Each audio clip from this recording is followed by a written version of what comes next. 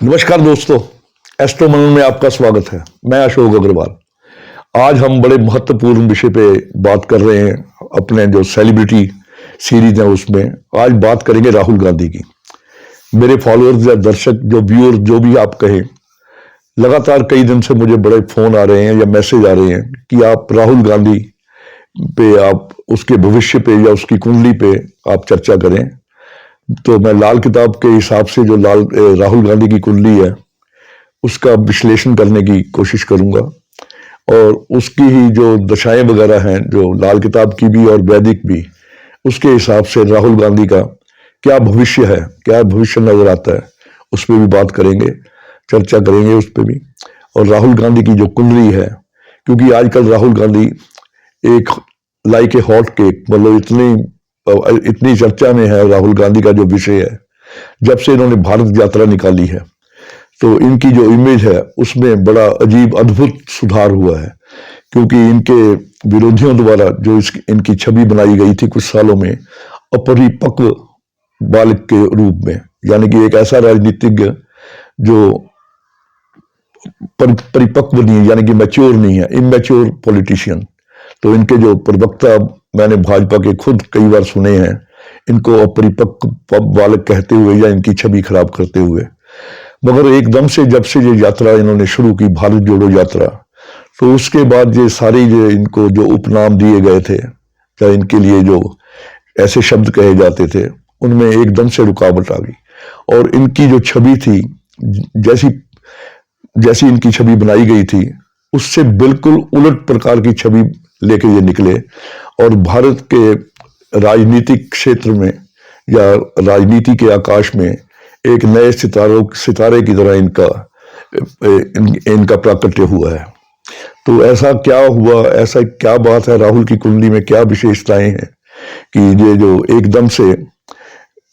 एकदम से जो इनकी किस्मत ने ऐसा पलटा दिया है कि इस वक्त ये देश और विदेश सभी के अखबारों में, न्यूज़पेपर में और मीडिया में ये छाए हुए हैं। वो जो भारतीय मीडिया इनको जो कम कवर करता था, आजकल सिर्फ इन्हीं की चर्चा हो रही है, सोशल मीडिया हो चाहे मेन स्ट्रीम मीडिया हो। तो राहुल गांधी की आज जो कुंडली है, इसका विश्लेषण मैं लाल किताब द्वारा इनके ग्रहों का करूंगा, और फिर कुछ जो इनकी दशाएं वगैरह हैं, तो उनके हिसाब से कैसा इनका भविष्य रहने वाला है, उस पर भी बात करेंगे। राहुल गांधी का जो जन्म है 19 जनवरी और 19 जून 1970 को दोपहर को 2:28 पर, जो कुंडली मेरे पास है, और बड़े विश्वसनीय सूत्रों से ये कुंडली मिली है। तो कई बार कुछ और भी डेट्स आती हैं, जो कुछ और भी कुंडलियां साइट्स पे अवेलेबल थी, तो मैंने सबका अध्ययन किया। तो मुझे ये तुला लग्न वाली कुंडली, जो इनकी तुला लग्न की कुंडली है, वो जो मैंने बनाई है, तो उसके हिसाब से जो मैंने इसका आंकलन किया है, तो मुझे ये बिल्कुल ठीक नजर आ रही है। तो पहले तो इनके ग्रहों का आपको बताता हूं कि इनके ग्रह कैसे हैं। तुला लग्न की कुंडली है और लग्न में इनके जुपिटर है।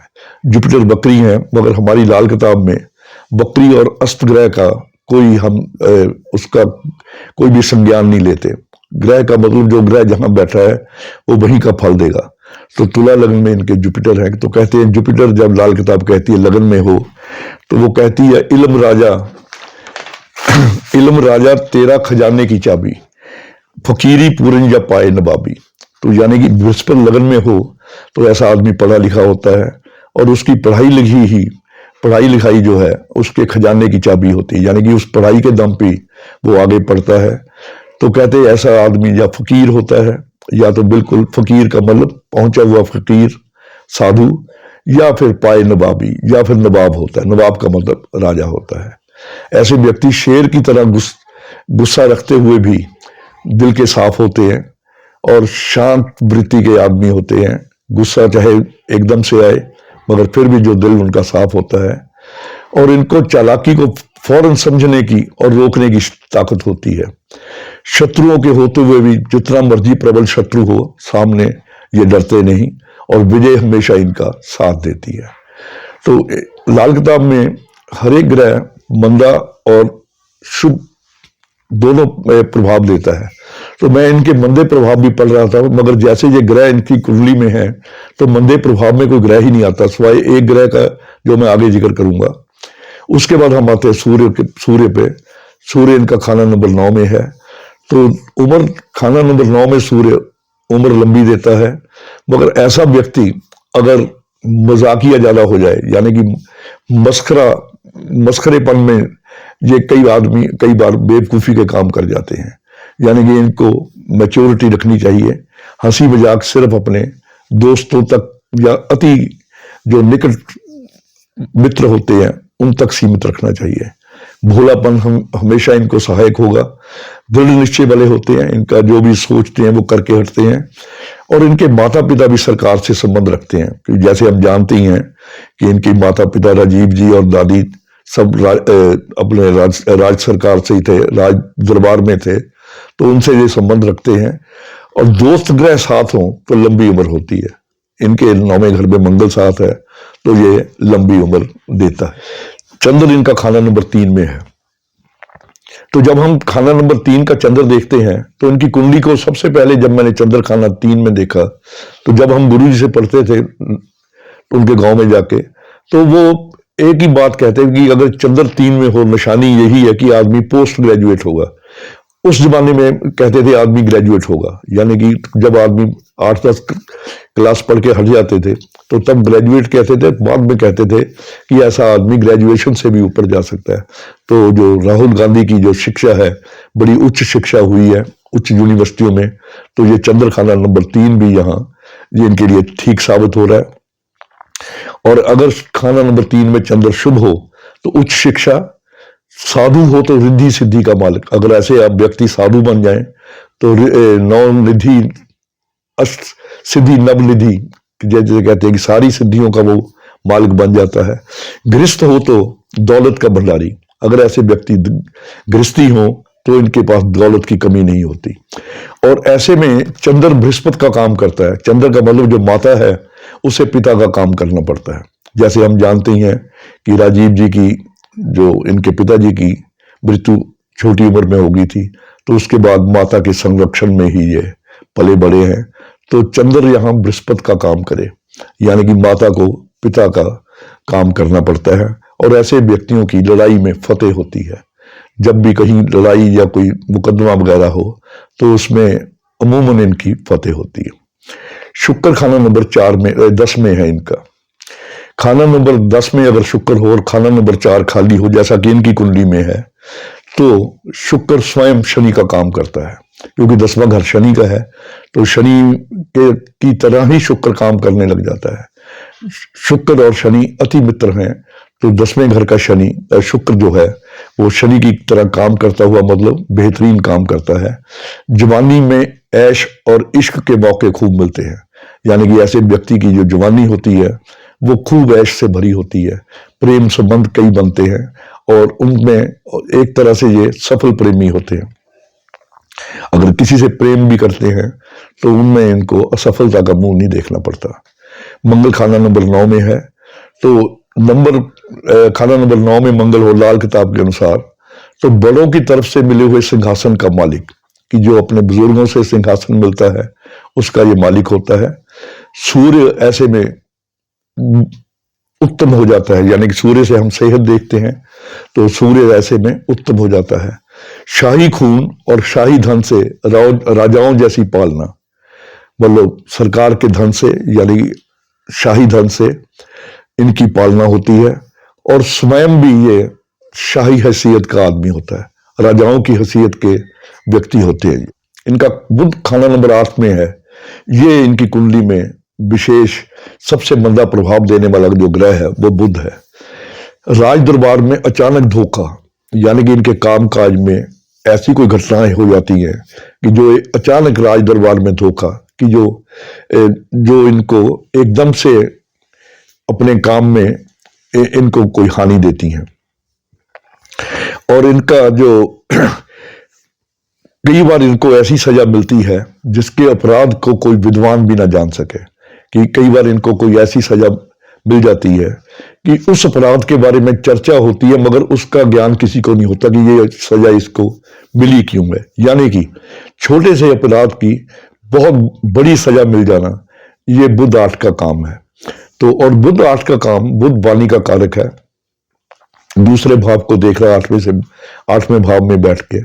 इनको वाणी का नियंत्रण, आप हमने जब भी देखा है इनके साथ जब भी कोई विवाद जुड़ा है तो वो वाणी से, इनकी वाणी से जुड़ा है।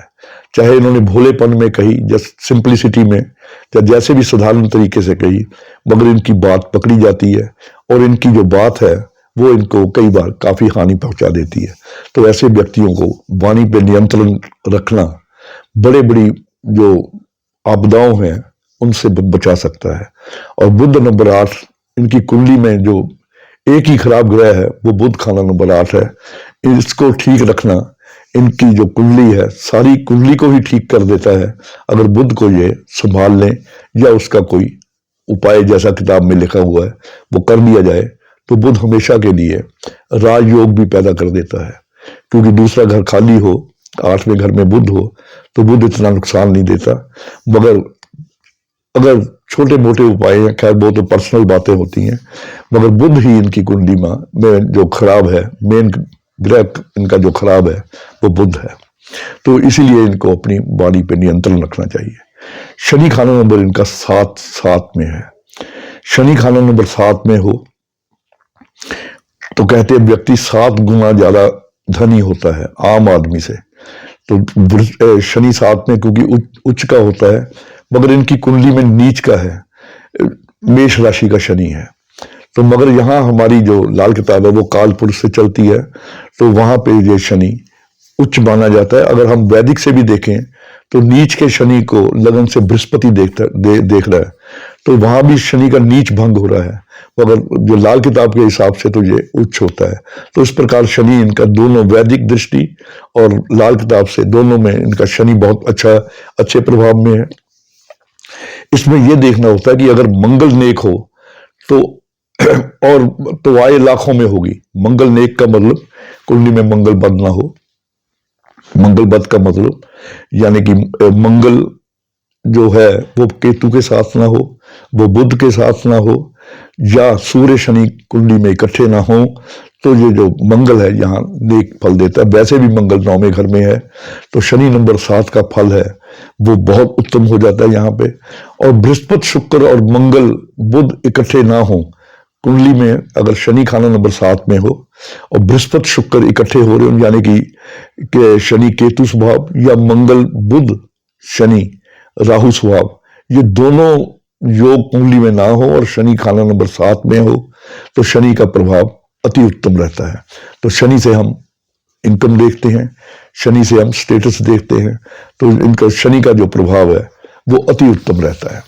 राहु इनका खाना नंबर 5 में है, तो राहु खाना नंबर 5 में अगर शुभ फल दे रहा हो तो बृहस्पति, यहाँ जो बृहस्पति के काम है यानी कि धन, धर्म, मान, मर्यादा, आय वृद्धि और आमदन, इन सब का जो फल है वो अति उत्तम होता है। उत्तम स्वास्थ्य, इनका स्वास्थ्य उत्तम रहता है। ये हम भारत यात्रा के दौरान देख चुके हैं कि ये जो इतनी हड्डियां कंपाने वाली ठंड में भी ये सिर्फ टी-शर्ट में यात्रा कर रहे थे, तो इनका जो स्वास्थ्य है अति उत्तम रहता है। और सूर्य को शक्ति देने वाला 5वें घर में राहु हो तो ये सूर्य को शक्ति देता है। सूर्य को हम स्वास्थ्य से भी लेते हैं, राज दरबार से भी लेते हैं। तो राहु यहाँ पंचम हाउस में सूर्य को शक्ति देने वाला, यानी कि स्वास्थ्य को भी ठीक रखेगा और इनको राज दरबार में भी सहायता हो, जिससे राज दरबार से संबंधित कामों में बरकत हो। धार्मिक सूफी स्वभाव, ऐसे व्यक्ति धार्मिक होते हैं और सूफी स्वभाव के होते हैं, और खोज करने वाले किसी भी जो चीज है उसकी खोजबीन में लग जाएं तो उसकी खोजबीन करके हटते हैं। माता जीवित होने तक धन की हालत बहुत अच्छी रहेगी। ऐसे व्यक्ति की जब तक माता जिंदा रहती है तो ऐसे आदमी का जो स्टेटस है वो लगातार बढ़ता है, धन की हालत भी अच्छी होती है। मगर संतान देरी से पैदा हो, जैसा हम जानते ही हैं कि 52 साल के हो गए हैं राहुल गांधी जी और अभी तक इन्होंने शादी नहीं की, तो संतान देरी से पैदा होती है राहु खाना नंबर 5 में हो तो। केतु नंबर 10 में है इनका, 11 में, केतु खाना नंबर 11 में हो तो उसमें उन्होंने एक पंडित ने शेर से लिखी हुई है ये बात, कहता फिक्र छोड़ गुजरी का जो चली गई है, नजर रख तू आगे की जो आ रही है।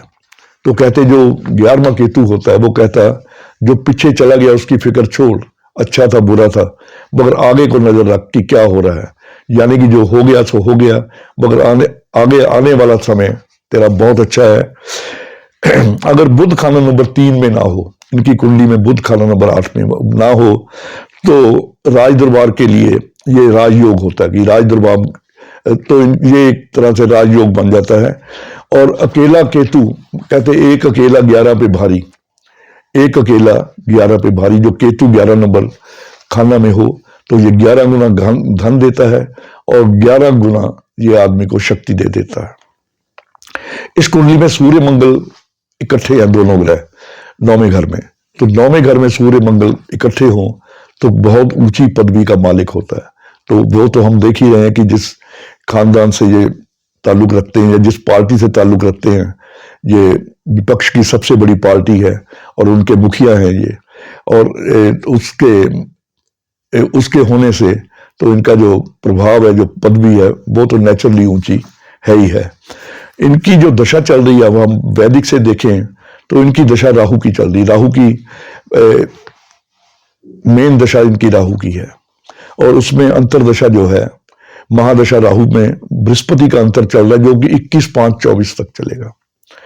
राहु पंचम हाउस में है और बृहस्पति इनका लगन में है, तो बृहस्पति लगन में इनका नवाश कुंडली में जाके वर्गोत्तम हो जाता है। नवाश में लगन भी वर्गोत्तम है और बृहस्पति भी वर्गोत्तम है, और राहु इनका पंचम हाउस में है।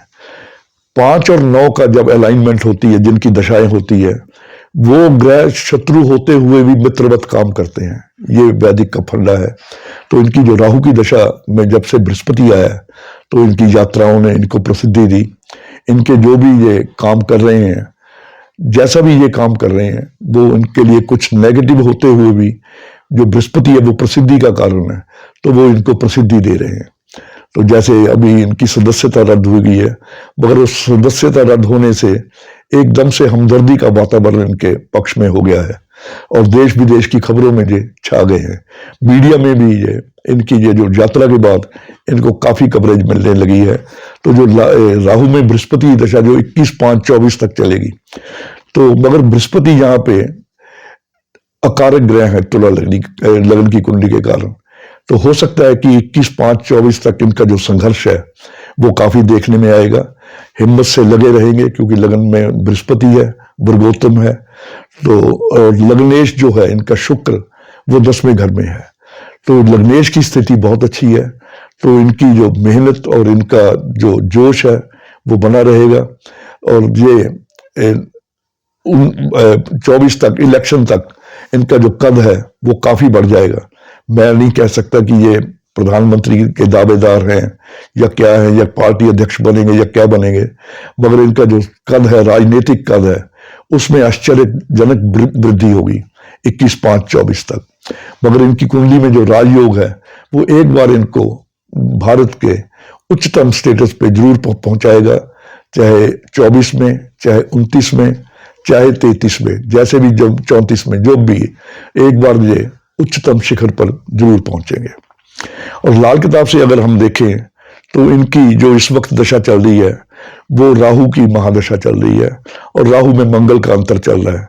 और ये जो राहु का मंगल में अंतर चल रहा है ये भी इनका जून 24 तक चल रहा है, राहु में मंगल का। तो मंगल इनका 9वें घर में है, राहु इनका पंचम हाउस में है, उनकी भी आपस में 5 और 9 की अलाइनमेंट है। तो यानी कि दशा इनकी लाल किताब के भी हिसाब से बहुत अच्छी चल रही है। तो मेरा ख्याल है कि आने वाले वक्त में इनका जो सितारा है वो राजनीतिक क्षेत्र में और बुलंद होगा। उसके लिए बस इनको एक दो जो सावधानियां वो बरतें, अपनी भाषा पे संयम रखें। मगर आने वाला टाइम जो मेरे हिसाब से मैंने आंकलन किया इनकी वैदिक और लाल किताब की दिशाओं से, इनका जो पीरियड है आने वाला बहुत अच्छा है। इनका जो राजनीतिक कद है वो आश्चर्यजनक रूप से बड़ा होगा। तो आज बस इतना ही, और राहुल गांधी को बहुत बहुत शुभकामनाएं। आप अपने इसी प्रकार अपने मिशन में कामयाब हों। तो बाकी ये मेरा जो संबंध है किसी राजनीतिक पार्टी से नहीं, मैं अपने जो मेरा अपना विश्लेषण है ये बिल्कुल न्यूट्रल विश्लेषण है, जो मैंने देखा वैसा मैंने बोल दिया। धन्यवाद, नमस्कार।